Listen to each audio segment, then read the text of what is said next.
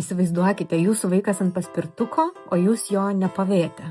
Jūs šaukėte jam stok, o jis tik juokiasi ir varo pirmin. Jam labai smagu, jūsų širdis kulnuose, nes jūs žinote, kad priekyje laukia mašinų aikštelė arba netgi aktyvi gatvė. Kai galiausiai pavėjate vaiką, kas tada?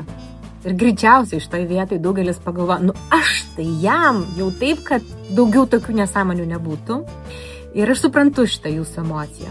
Bet problema ne tame, kad vaikas jūsų negirdėjo, o kad greičiausiai nesusitarėte, kuri yra erdvė ta, kur vaikas gali iš visų jėgų važiuoti, kur jis turi sustoti ir jūsų palaukti ir kas bus, jeigu jis to nepadarys.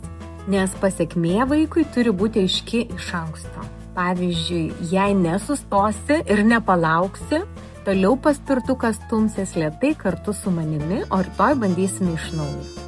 Jei norite idėjų, kaip sudėlioti ir sustruktūruoti tokius susitarimus, kaip išlaipsniuoti pasekmes, o galbūt visą procesą paversti smagiu žaidimu, komentaruose rašykite noriu.